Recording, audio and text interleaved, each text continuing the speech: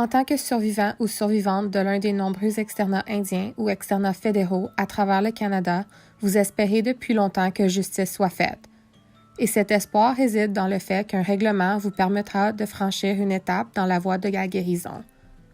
Chez Gowling, nous voulons vous aider à franchir cette étape en vous expliquant comment remplir votre formulaire de réclamation. Il s'agit du formulaire que vous devez utiliser pour effectuer une demande d'indemnisation en vertu du règlement. La procédure de réclamation est actuellement ouverte et un formulaire de réclamation peut être soumis à tout moment jusqu'au 13 juillet 2022. Le processus de réclamation a été mis en place pour vous donner la possibilité 1. D'effectuer une demande d'indemnisation qui vous convient au mieux, 2. De raconter votre expérience dans un environnement sûr et accueillant, et 3. D'accéder à des soutiens en matière de santé, culturelle et juridique lorsque cela est nécessaire tout au long du processus de réclamation. Tout d'abord, vous devez remplir votre formulaire de réclamation et le soumettre à l'administrateur des réclamations. L'administrateur des réclamations sera responsable de l'examen de votre formulaire de réclamation et verra à ce que le niveau de préjudice que vous avez sélectionné corresponde aux renseignements que vous avez fournis. L'administrateur des réclamations est responsable de vous faire parvenir l'indemnité qui vous aura été attribuée. Après avoir soumis votre formulaire de réclamation, l'administrateur peut vous demander de plus amples renseignements ou vous demander d'apporter des éclaircissements supplémentaires. Parfois, l'administrateur vous attribuera une indemnisation inférieure à celle que vous avez réclamée. Vous pouvez soit accepter la décision de l'administrateur, soit choisir de faire réviser cette décision par un évaluateur indépendant. L'évaluateur indépendant examinera votre formulaire de réclamation et la décision de l'administrateur. La décision de l'évaluateur indépendant est définitive. Dans des situations uniques et spécifiques, l'évaluateur indépendant peut envoyer une réclamation au comité d'exception pour reconsidération. Lors de ces situations, le comité d'exception fera la détermination finale par rapport à votre réclamation. Nous vous informerons de l'avancement de ce processus d'examen. Pour que votre demande d'indemnisation puisse avancer, il est primordial que vous répondiez le plus rapidement possible aux demandes de renseignement de l'administrateur ainsi que de l'évaluateur indépendant. Pour toute question sur le formulaire ou le processus, vous pouvez appeler la ligne de support des réclamations au 1-888-221-2898 pour avoir de l'aide des avocats et de l'administrateur des réclamations. Nous sommes là pour répondre gratuitement à vos questions et pour vous aider à remplir correctement tous vos formulaires afin que vous puissiez recevoir la part du règlement qui vous est due.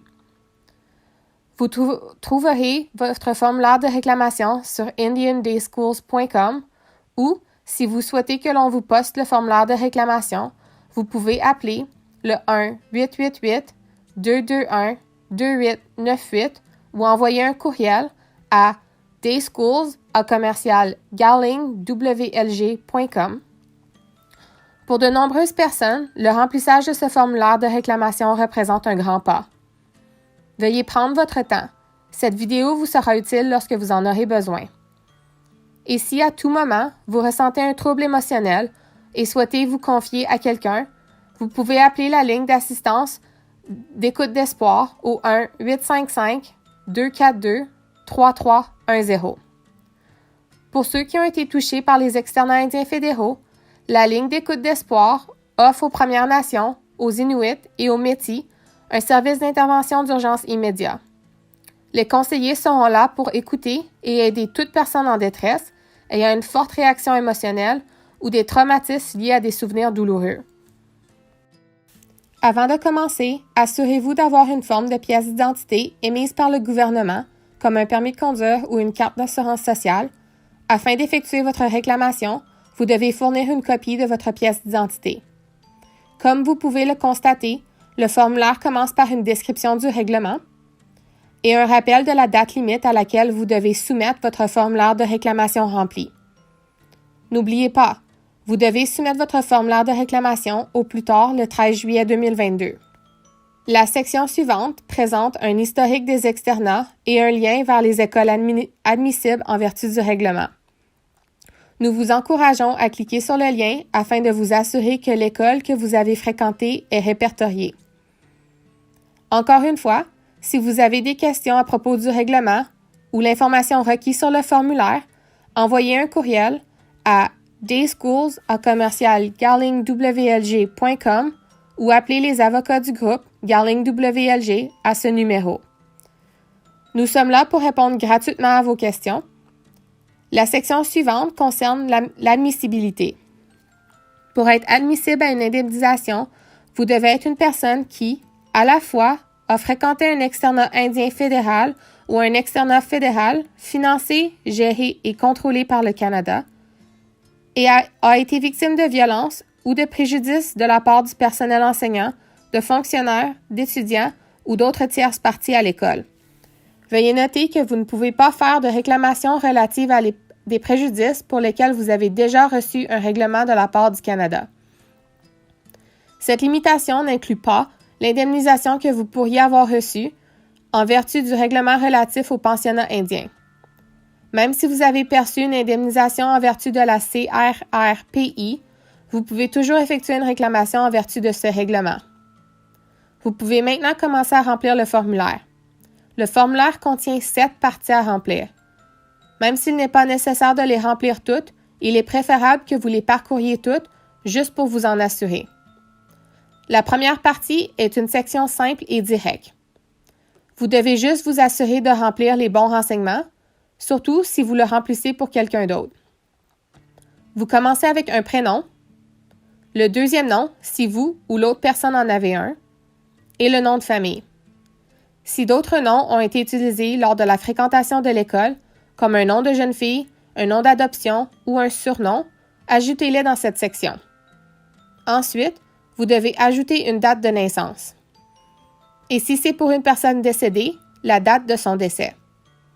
Ensuite, vous devez ajouter votre numéro d'enregistrement du certificat de statut indien si vous en avez un, ou votre numéro de bénéficiaire si vous en avez un, et un numéro d'assurance sociale si vous en avez un.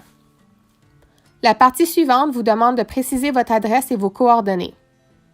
Et enfin, ajoutez votre communauté ou vos communautés de résidence le cas échéant. Il peut s'agir d'une Première Nation, d'un village, d'un hameau ou d'un établissement. C'est dans cette partie que vous ajoutez les noms de tous les externats que vous avez fréquentés. N'oubliez pas de passer en revue la liste pour vous assurer que votre école est admissible. Commençons par l'emplacement de l'école. Dans une réserve, à un endroit précis ou dans une communauté. Dans une province ou un territoire. La prochaine partie est importante.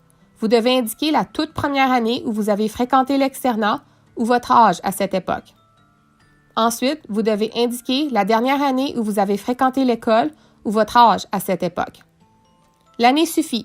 Il n'est pas nécessaire de préciser les dates exactes. Si vous avez fréquenté une deuxième école, ajoutez l'autre école. Ensuite, vous pouvez passer à la partie 3. La troisième partie demande moins de remplissage, mais il est important de tout lire et comprendre avant de signer. Fondamentalement, cette partie du formulaire de réclamation vous demande de confirmer que vous comprenez que l'administrateur et l'évaluateur indépendant qui recevront votre formulaire ne sont pas vos avocats ni les représentants des externats. Elle indique également que vous comprenez qu'il se peut que l'administrateur ou le Canada ait besoin de divulguer vos renseignements à d'autres organisations impliquées dans le processus de réclamation, entre elles ou aux autres avocats responsables pour vous aider pour votre réclamation. Et enfin, que tout ce que vous écrivez dans le formulaire est vrai, autant que vous le sachiez. La section indiquant « Autres règlements » ou « Règlements antérieurs » vise à déterminer si vous avez déjà reçu de l'argent du Canada pour les sévices que vous avez subis à l'externat indien fédéral ou l'externat fédéral. Vous devez répondre par oui ou par non. Cette section ne concerne pas les paiements pour les pensionnats indiens. Il s'agit d'un règlement distinct. Pour toute question, communiquez avec les avocats de votre groupe, car si vous répondez oui, vous n'êtes pas admissible à une indemnisation en vertu de cette réclamation. Ensuite, vous devez signer et dater le formulaire. Et vous devez signer cette page en présence d'une personne qui doit ensuite signer et dater en tant que témoin. Sachez que votre témoin ne lit ni ne regarde aucun des renseignements personnels que vous avez inclus dans votre formulaire. Elle doit juste vous voir signer cette page. Votre témoin et vous pouvez ajouter le prénom, le nom, l'adresse et les coordonnées du témoin. Sur ce, nous en avons fini avec la partie 3. Maintenant, passons aux choses sérieuses avec la 4e et 5e partie. Toutefois, si le remplissage de ce formulaire déclenche en vous des sentiments accablants, rappelez-vous que des conseillers spécialisés dans le soutien des peuples autochtones sont prêts à vous aider. Vous pouvez les rejoindre à tout moment, de jour comme de nuit, sur la ligne d'écoute d'espoir. Composez le 1-855-242-3310 à cet effet. Cette section ainsi que la suivante peuvent vous sembler insurmontables, mais elles sont très importantes car elles concernent ce qui vous est arrivé. Et cela pourrait influer sur le montant de réclamation que vous recevrez. Prenez votre temps. Et si vous avez des questions à n'importe quel sujet, contactez l'avocat du groupe au dayschools@garlingwlg.com ou à la ligne de support des réclamations au 1-888-221-2898. Avant de remplir quoi que ce soit et d'avancer, veuillez passer en revue tous les niveaux de préjudice que vous avez pu subir. Lorsque vous songez à présenter une demande d'indemnisation, il est important que vous ayez déjà à votre disposition les soutiens émotionnels et de santé mentale dont vous aurez besoin, selon vous, pendant le processus. En vertu de ce règlement, vous recevrez une indemnisation pour le préjudice le plus grave que vous avez subi lors de votre fréquentation d'un externat. Vous pouvez répertorier tous les préjudices que vous avez subis, mais vous ne pouvez choisir qu'un seul niveau de préjudice parmi les 5 qui sont proposés. L'indemnisation varie de 10 000 pour une réclamation de niveau 1 à 200 000 pour une réclamation de niveau 5. Nous discuterons des différents niveaux de préjudice dans un instant. Pour le moment, prenez le temps de réfléchir aux préjudices que vous avez subis. Pensez également aux mots que vous utiliserez pour décrire ce préjudice ainsi qu'aux autres personnes qui pourraient confirmer votre histoire. Rassemblez également toutes les pièces justificatives, photographies, dossiers scolaires, dossiers médicaux, dossiers thérapeutiques, déclarations de témoins, qui peuvent vous aider lors du remplissage de votre formulaire de réclamation. Afin de pouvoir avancer dans le remplissage du formulaire de réclamation, vous aurez besoin d'avoir ces renseignements à portée de main. Encore une fois, vous ne pouvez opter que pour un seul niveau de préjudice à réclamer et vous devez donc réfléchir à votre expérience avant de remplir le formulaire et le niveau de préjudice, 1 à 5, qui décrit au mieux ce que vous avez vécu. Mais vous devez faire une sélection. Si vous ne sélectionnez pas le niveau, il y aura un délai dans le processus de votre application et l'administrateur des réclamations va devoir vous appeler pour passer à travers le formulaire avec vous. Quand vous aurez regardé toute la vidéo et lu le formulaire, vous pouvez toujours revenir en arrière et revoir cette section. La 4e partie du formulaire de réclamation concerne les préjudices de niveau 1. Les préjudices de niveau 1 concernent le niveau le plus faible de préjudices verbaux et physiques. Voici une liste d'éléments à prendre en compte. Il vous est demandé de lire cette liste et de décider si cela vous parle ou si votre expérience va au-delà de ceci. Si vous pensez que cette liste reflète la violence ou le préjudice le plus grave que vous avez subi, cochez la case. Vous pouvez ensuite laisser la partie 5 vierge et passer directement à la partie 6 sans fournir de renseignements supplémentaires. Mais avant de faire cela, il convient de regarder la partie 5 pour voir si elle vous concerne. La partie 5 concerne les violences ou les préjudices de niveau 2, 3, 4 et 5 que vous avez subis de la part des enseignants, des étudiants, des fonctionnaires et ou d'autres personnes dans un externat. Violences qui vont au-delà de ce qui était indiqué au niveau 1. Les types de violences et de préjudices ont été répartis en différents types. Violences et préjudices sexuels, violences et préjudices physiques. Il existe également différents niveaux de violence ou de préjudice allant du niveau 2 au niveau 5. Vous seul savez et comprenez ce que vous avez vécu. La première étape consiste à prendre du temps pour tout lire et voir quel niveau s'applique à votre situation. Pour les niveaux 2, 3 et 4, il n'est pas nécessaire que vous ayez été victime de violences sexuelles et de violences physiques. Cela peut être l'un ou l'autre. Les 2 derniers niveaux de préjudice, 4 et 5, nécessiteront une aide compatissante et un engagement approfondi, prolongé, pour revoir les distinctions et nuances entre les niveaux 4 et 5. Nous sommes là pour vous aider à passer en revue ces niveaux de préjudice plus délicats. Le niveau 5 est compliqué. Cela signifie qu'il y a eu des violences sexuelles répétées ou des violences physiques pendant des violences sexuelles. Ensuite, la deuxième étape consiste à sélectionner votre niveau de réclamation. La troisième étape sera la partie la plus dure de ce formulaire, parce que c'est là qu'on vous demande de fournir des renseignements à l'appui du niveau que vous avez choisi. Voici une liste d'éléments qui vous seront demandés dans la partie 5. Prenez le temps de rassembler ce que vous pouvez afin de remplir les sections suivantes avec autant de renseignements que possible. Si vous avez coché le niveau 2, 3, 4 ou 5, vous devez écrire une description de la violence ou du préjudice que vous avez subi. Vous devriez inclure les noms, les lieux et les dates aussi précisément que possible, ainsi que suffisamment de détails et de descriptions des événements qui se sont produits pour que l'administrateur puisse comprendre pourquoi le niveau que vous avez sélectionné est approprié.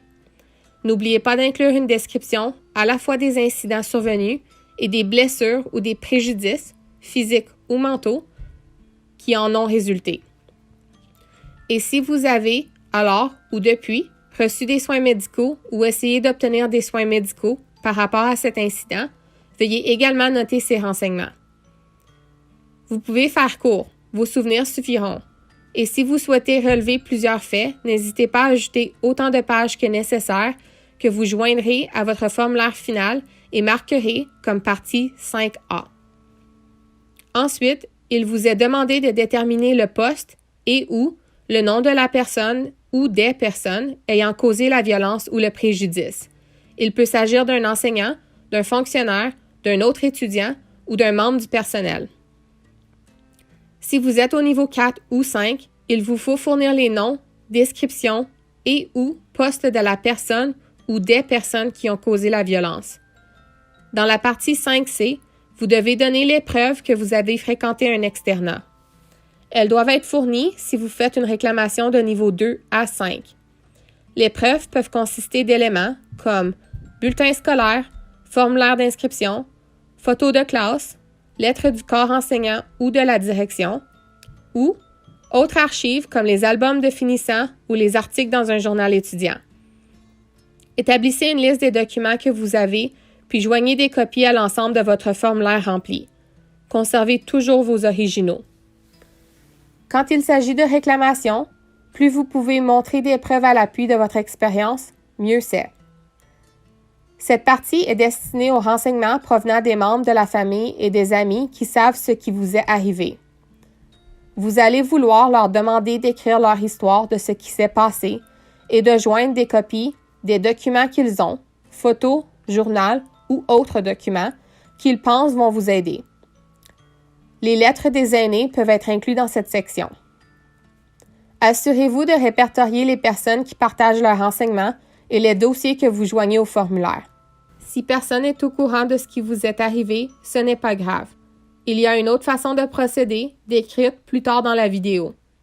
La section suivante concerne également les preuves à l'appui de votre expérience, mais avec des dossiers médicaux, thérapeutiques, infirmiers et dentaires. Si vous avez des dossiers médicaux, dentaires, infirmiers ou thérapeutiques, faites-en des copies et joignez-les à votre formulaire. Ces dossiers aideront à prouver que vous avez subi des blessures. Les dossiers peuvent être antérieurs ou actuels. De nombreuses blessures peuvent avoir un effet durable sur votre corps et votre esprit. Si vous n'avez pas de dossier antérieur, il est toujours possible d'apporter la preuve de la blessure dans un dossier actuel. Si vous ne savez pas comment vous procurer les dossiers actuels, veuillez nous appeler au 1-888-221-2898. Nous vous expliquerons étape par étape comment obtenir un dossier actuel et vous fournirons un soutien continu pour vous aider à l'obtenir. Avant de continuer, répertoriez ici les dossiers que vous incluez. Tout le monde n'aura pas à sa disposition tous les documents répertoriés dans le formulaire de demande. Si vous n'avez pas tous les documents requis, vous pouvez soumettre la déclaration sous serment comme un moyen de donner de l'information. Une déclaration jurée est une déclaration que vous signez et qui dit que tous les renseignements que vous avez fournis sont vrais autant que vous sachiez. Mais vous avez également besoin de quelqu'un d'autre qui vous regarde signer cette page. Cette personne s'appelle votre garant. Votre garant peut être un notaire public ou un commissaire au serment. Il peut s'agir d'un fonctionnaire élu ou d'un dirigeant communautaire, comme un chef, un conseiller ou un chef de communauté inuit. Il peut même s'agir d'un avocat, d'un médecin, d'un comptable ou d'un policier. Il vous regarde signer, puis signe et ajoute ses coordonnées pour rendre la signature officielle. Pour rappel, votre garant ne lit ni ne voit aucun des renseignements personnels que vous avez inclus dans le formulaire. Il doit juste vous voir signer la page. Le garant devra également inscrire son prénom, son nom, son titre et ses coordonnées, adresse, etc., en plus de la signature et de la date. C'est tout. Il n'est pas donné à tout le monde de déposer une réclamation pour lui-même. Cette section est destinée aux personnes déposant un formulaire de réclamation en tant que représentant légal d'une autre personne. Ces personnes sont connues comme des représentants personnels. Cependant, tout le monde ne peut pas être un représentant personnel. Il doit s'agir d'une personne nommée par un tribunal pour gérer les affaires de la personne en situation d'invalidité ou pour rendre des jugements raisonnables relativement à ses affaires. Ou l'exécuteur ou l'administrateur testamentaire d'un demandeur décédé le 31 juillet 2007 ou à une date ultérieure. Si vous êtes un représentant personnel, veuillez cocher cette case, puis fournir tous les détails ci-dessous, allant du nom à l'adresse, en passant par le numéro de téléphone et le courriel. Vous devrez également joindre les documents prouvant que vous agissez en tant que représentant personnel. Cela peut comprendre un certificat de décès et un testament, un formulaire testamentaire de Revenu Québec ou une ordonnance d'un tribunal vous nommant comme administrateur testamentaire pour le client décédé, des lettres administratives de AANC ou RCAANC ou la preuve d'une procuration pour représenter une personne en situation d'invalidité. Vous devrez également fournir une copie de votre propre pièce d'identité nationale. Établissez la liste de vos documents ici et veuillez en attacher des copies avec votre formulaire rempli. Veuillez faire une copie de votre formulaire de réclamation et de tout document joint pour vos archives personnelles. Il est à noter que les photographies et les enregistrements originaux ne sont pas nécessaires. Maintenant que vous avez tout rempli et que vos formulaires et vos renseignements sont regroupés, parlez à l'administrateur de ce qu'il convient de faire de vos renseignements lorsqu'il sera terminé. Vous avez 3 choix. Faire détruire les documents, vous les faire retourner, les envoyer au fond des legs pour que votre histoire intègre le processus de guérison et aide à préserver les langues et la culture autochtone. Vous êtes arrivé à la fin du formulaire de réclamation. Il s'agit d'une liste vous permettant de vérifier que vous avez tout regroupé et tout bien rempli. C'est une bonne idée de prendre quelques minutes pour revenir en arrière et tout vérifier.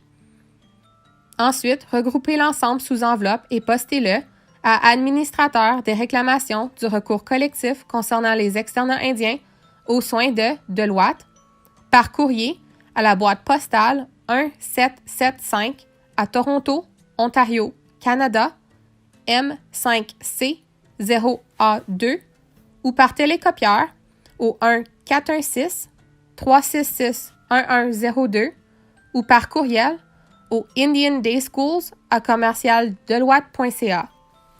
Il faut du temps avant qu'on reconnaisse les torts du passé. À Gowling, nous espérons que l'obtention d'une indemnisation pour les préjudices que vous avez subis contribuera à faire avancer le processus de guérison, pour vous et pour tous les autres survivants des externats indiens et des externats fédéraux.